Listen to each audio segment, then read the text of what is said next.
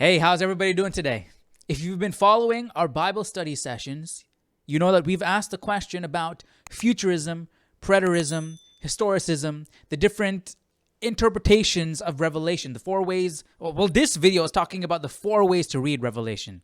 And that's why I wanted to check this one out. I promised a video on looking into futurism, preterism, and historicism. But this video is talking about four different ways, not three.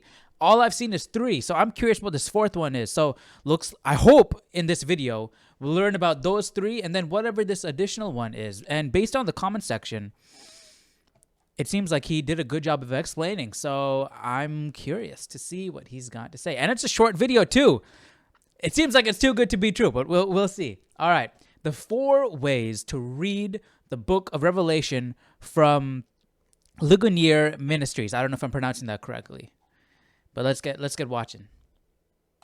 The four basic approaches to the book of Revelation, and these are not the only approaches, but the four basic ones that compete with each other for acceptance are what we would call the preterist view. Okay, the preterist view. The second is the futurist view. The third is the historicist view. All right, we know those three.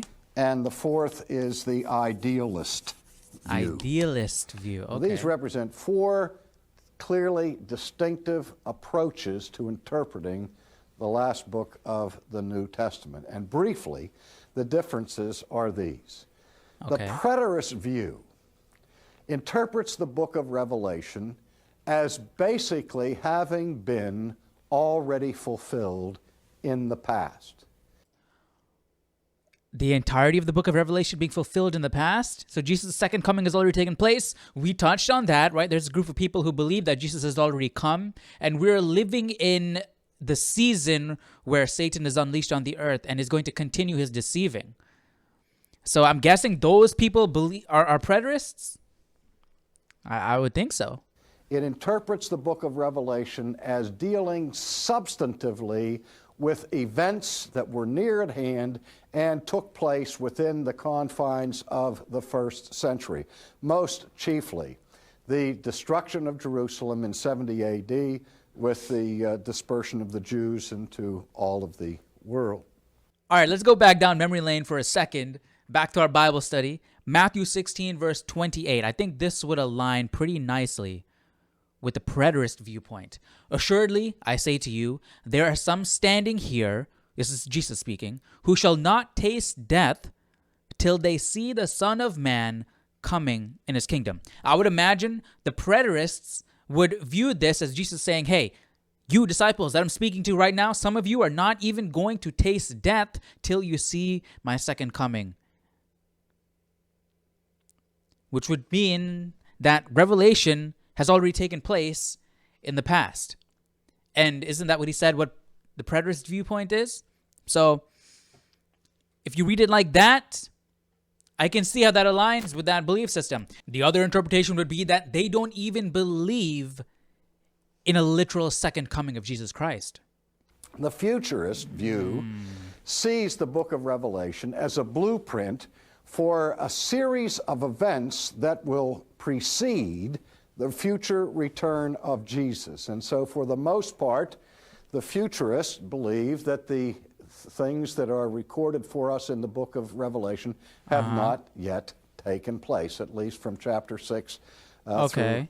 I think that's most people, right? We believe that Revelation are the events, well, the majority of the events of Revelation take place prior to Jesus' second coming. I think that would be most people. Of the book. For the futurist viewpoint, this is Revelation chapter 4. After these things, I looked, and behold, a door standing opened in heaven. And the first voice, which I heard, was like a trumpet speaking with me, saying, come up here, and I will show you things which must take place after this. So this hasn't happened yet. And I mean, yeah, John had this vision way back in the past. But what did John see? He saw so many signs of things yet to come that have not been fulfilled. The drying of the Euphrates, the ultimate destruction of the beast and Satan.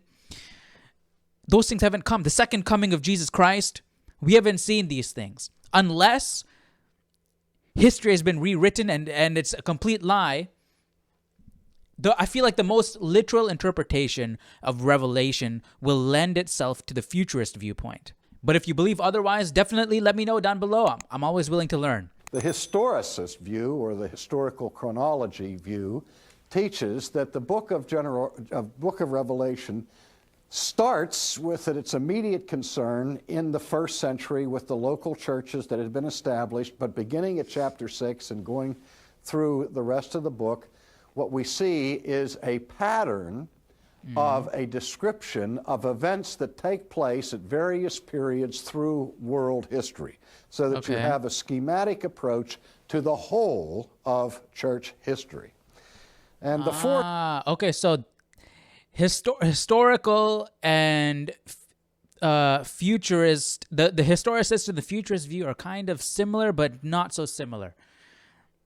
They both think that it's events that are to come, but historicists also add events that are happening continually. So it's the historicist view is a continual and futurist point of view.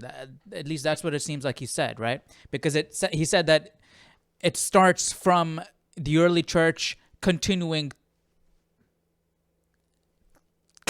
moving forward, you know? Okay, that's interesting. That's interesting.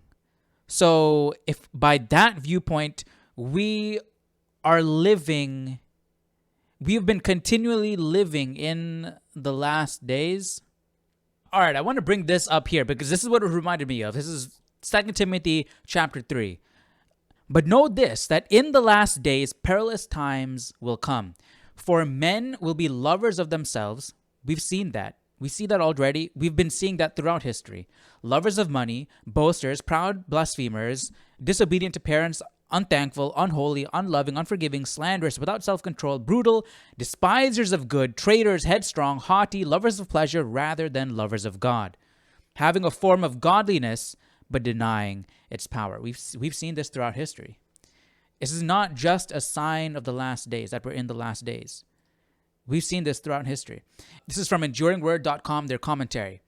In the last days, this is a broad term in the New Testament, broad enough to where one could say the last days began with the birth of the church on the day of Pentecost. The days of the Messiah mark the last days, yet the term is especially appropriate to the season immediately before the return and the consummation of all things. So if we interpret 2 Timothy in that sense, I think that would align well with the historicist viewpoint. But let's move forward. And the fourth approach is the idealist view, which sees that the book is basically symbolical, and it talks about periods of conflict and resolution that take place all the time in the history of the church, and the book is not designed to give us a chronology of specific events that will take place at specific times, but rather to communicate the fundamental message of the triumph of the gospel and of Christ's kingdom in times of conflict and persecution. The idealist view would look at something like Revelation 21. Then I, John, saw the holy city, New Jerusalem, coming down out of heaven from God, prepared as a bride adorned for her husband.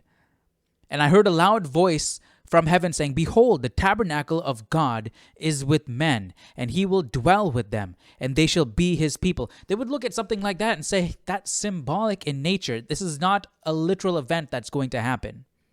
The New Jerusalem is not going to come down from heaven. A city is not going to come from the sky, prepared as a bride adorned for her husband. It's obviously symbolic in nature.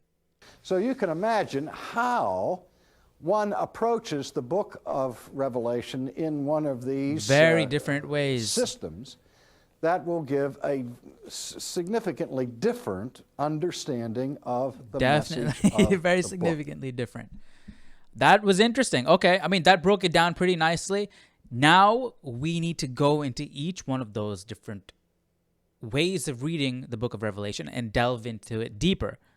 Maybe we might come out reading it in a completely different way than those four, because like you said in the beginning, these are just the four overall major, probably the four most common ways of reading the book of Revelation. There's going to be countless different interpretations, and you might not fall cleanly into one or the other, and that's fine. We're all searching for the truth. And as long as we keep our eye on the ball and we have the right perspective, I think we'll be fine. So let me know your thoughts down below in the comment section. What did you guys think about this?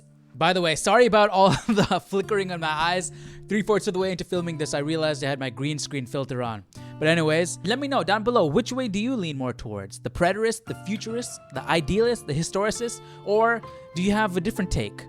Let me know down below, and I'll see you guys in the next video. Take care. Bye-bye.